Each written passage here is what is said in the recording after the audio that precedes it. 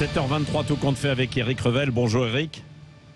Bonjour Patrick, bonjour à tous. C'est donc Jean Castex, l'ancien Premier ministre, qui va diriger la RATP, une régie de transport en Ile-de-France qui est en crise, journée de grève aujourd'hui. Le challenge est costaud tout de même pour l'ancien Premier ministre. Ah oui, c'est un drôle de challenge.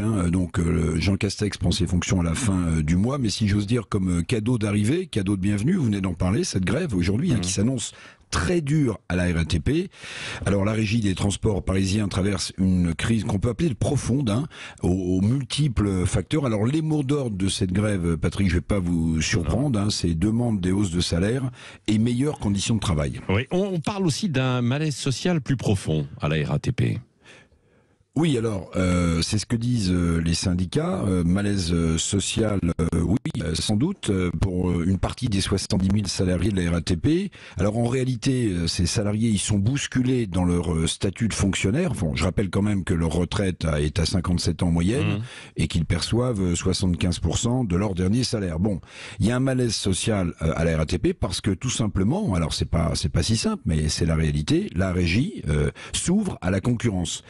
Donc, du coup, il y a une myriade de filiales qui ont été créées pour cette mise en concurrence de la RATP, ce qui rend évidemment confus l'avenir des salariés publics qui errent un peu, qui s'interrogent beaucoup, d'où le malaise social dont vous parlez, avec d'ailleurs un taux d'absentéisme à la RATP qui explose, parfois d'ailleurs un taux d'absentéisme frauduleux. Il y a eu des enquêtes, il y a eu des mises à pied. Bon, si l'avenir fait peur à la RATP à cause de cette mise en concurrence, le passé, lui, est un point d'interrogation aussi, puisque vous le savez peut-être, le régime spécial de retraite de la RATP, c'est l'un des derniers en vigueur, en régime spéciaux. Il va évoluer évidemment pour les futurs embauchés, donc ça aussi, ça crée de la revendication, ça crée du malaise.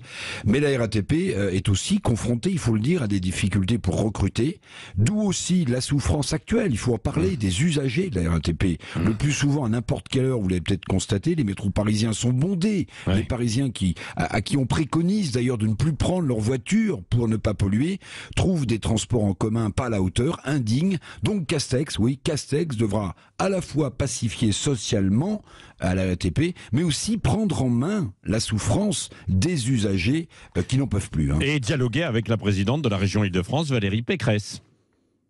Alors voilà, oui, il y a aussi ça nous replace sur le terrain politique. Oui, Valérie Pécresse, en tant que présidente de la région Île-de-France, c'est à ce titre d'ailleurs que la région Île-de-France est la première cliente de la RATP.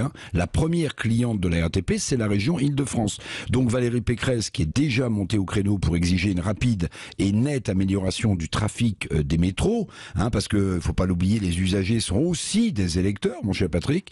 Jean Castex, ancien Premier ministre d'Emmanuel Macron, va devoir, s'expliquer avec l'ancienne candidate à l'élection présidentielle. Bon, on aimerait bien être une petite souris pour savoir comment ils vont se saluer au début. La RATP est en crise, un indice de plus qui montre que ça craque partout en France, comme le titrait d'ailleurs le journal du dimanche le week-end dernier. Oui. Merci Éric Revel, tout compte fait. Allez, dans un instant, le journal de 7h30 et puis l'édito politique aussi de Françoise Degois à venir.